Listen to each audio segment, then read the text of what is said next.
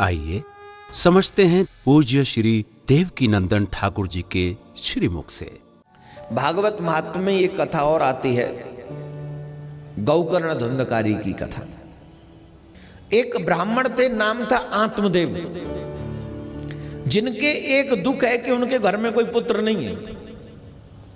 देखिए, जब गृहस्थ में जाए ना तो पुत्र जरूर होना चाहिए। बिना पुत्र से गतिर्लोके, इस लोक में गृहस्थ आश्रम में अगर चले गए तो बिना पुत्र की गति नहीं है, इसलिए पुत्र होना जरूरी है। पितृ ऋण से उऋण होते हैं हम लोग। जिन पितरों ने हमें पैदा किया है, हम जिनकी पीढ़ियों में आए हैं, उनके जो ऋण है वो हमारे ऊपर है। तो वो हम तभी दूर कर सकते हैं जब हम उनको एक पुत्र दे के जाएं जो उन्हें तर्पण करे, उन्हें जल दे। तो मेरे भाई बहन, आत्मदेव दुखी है कि उनके घर में कोई पुत्र नहीं है। एक वृक्ष लगाया, वृक्ष, उसमें पानी भी देते हैं, टाइम टू टाइम उसकी केयर करते हैं, लेकिन वो वृक्ष बड़ा नहीं हो रहा है, सूख गया। एक गाय को लेकर आए, जिसके यहां ये गाय पहले थी ना, वहां दूध देती थी, और जब से इनके यहां आई ये दूध देना बंद कर दिया, दूध देना ही बंद कर दिया। पत्नी का नाम है धुंधली। तो इनकी पत्नी धुंधली, जो ज्यादा ध्यान नहीं रखती है इनका, इनके कोई पुत्र नहीं है, और जब पुत्र नहीं है तो बिना पुत्र से गतिर्लोक है, इस लोक में बिना पुत्र की गति नहीं होती। ये सोचकर आत्मदेव सोचने लगे, क्यों ना मैं अपना आत्मदाह कर लूं। आत्मदाह करने के लिए जा रहे थे, उसी समय एक ब्राह्मण ने आवाज लगाई, कथम रोदिसम विप्र त्वम काते चिंता बलेसी। हे ब्राह्मण, क्या बात है, कहां जा रहे हो, कौन सी तकलीफ है, बताओ ना, क्या हो गया, क्यों परेशान हो। आत्मदेव ने साधु को देखा और साष्टांग प्रणाम किया, और साष्टांग प्रणाम करके बोले, महाराज मैं इसलिए दुखी हूं क्योंकि मेरे घर में कोई पुत्र नहीं है। मेरे घर में कोई पुत्र नहीं है। साधु ने हाथ देखा, न 7 जन्म पहले कोई पुत्र हुआ है और न 7 जन्म बाद में कोई पुत्र है, तो इस जन्म की तो बात करना बेकार है, पुत्र नहीं है।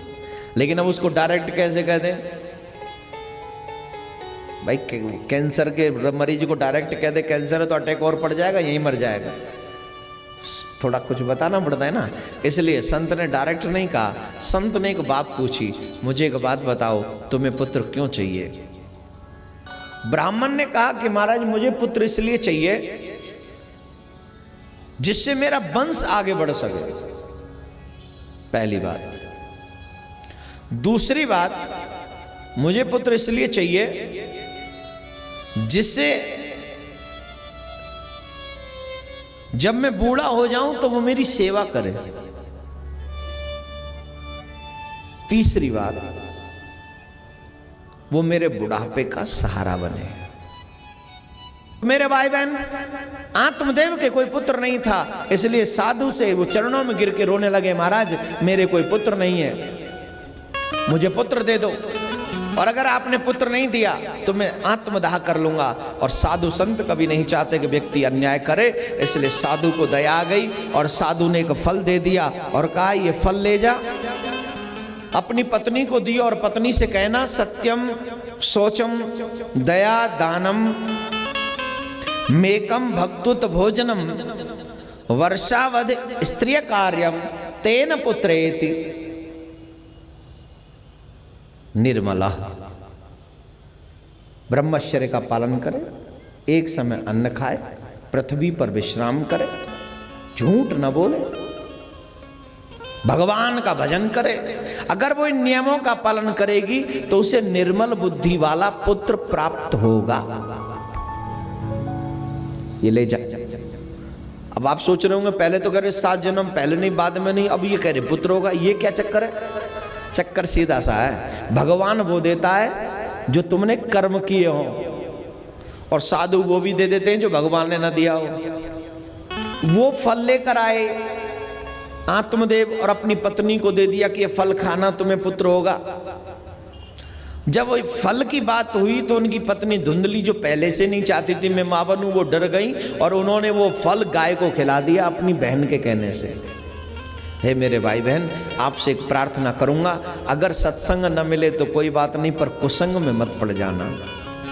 तो मेरे भाई बहन, उनकी बहन को जो पुत्र हुआ उसे वो ले आई, नाम रखा धुंधकारी। गाय ने जो फल खाया उसको पुत्र हुआ, उसका नाम रखा गौकर्ण। क्यों? उसके कान जो थे वो गौ जैसे थे, इसलिए उसका नाम गौकर्ण रखा। पहले आत्मदेव रोते थे मेरे घर में पुत्र नहीं है, अब आत्मदेव रोते मेरे घर में ऐसा दुष्ट पुत्र क्यों है। अब क्यों रोते हैं? बोले बेटा तो है लेकिन बड़ा ही दुष्ट है, बड़ा ही हिंसक है। अपने साथ के बच्चों के साथ खेलने जाता है और किसी बात पर लड़ाई हो जाती है तो बहुत जोर जोर से पीटता है। एक दिन तो एक बच्चे का कंठ दबाया, कुएं में गोविंदाय नमो नमः डालाया उसे। उसके घर वाले आके शिकायत करने लगे, कैसा दुष्ट पैदा कर दिया, ये हो गया, बोलने लगे। और जब बोलने लगे तो आत्मदेव रोने लगे और सोचने लगे कि मैं तो इससे पहले ही बढ़िया था जब मेरे घर में कोई पुत्र नहीं था। जिनके नहीं है वो भी दुखी, और जिनके हैं वो उससे भी ज्यादा दुखी। राइट ना? राधे राधे बोल लो। एक सलाह देना चाहूंगा, जब तुम्हारी औलाद तुम्हें दुख देने लगे ना तो अपनी औलाद मेरे ठाकुर जी को समझ के उसी के घर में जाके बस जाना, गुड बाय कर इसको और सुख की अनुभूति कर। आत्मदेव को देखा रोते हुए गौकर्ण जी महाराज ने, तो पूछ लिया आप क्यों रोते हो? तो उन्होंने बताया तेरे भाई की वजह से। बोले नहीं, भाई की वजह से नहीं, अपनी इच्छाओं की वजह से। तुम अपनी इच्छाओं की वजह से दुखी हो, मेरे भाई ने तुम्हें दुखी नहीं किया। अगर चाहते हो सुखी होना तो धर्म भजस्व सततम तजलोक धर्मान सेवस्व साधु पुरुषान जहि काम तृष्णा अन्यस्त दोष गुण चिंतन मास मुक्तवा सेवा कथा रसमहो नितराम पिबत्वम। देखो भैया, संसार में कितना भी रह लो, सिर्फ विष के अलावा तुम्हें कुछ मिलने वाला नहीं है। अगर तुम्हें अमृत पान करना है तो संसार में अमृत नहीं है, भगवान की कथा में ही अमृत है। भगवान की कथा में अमृत है।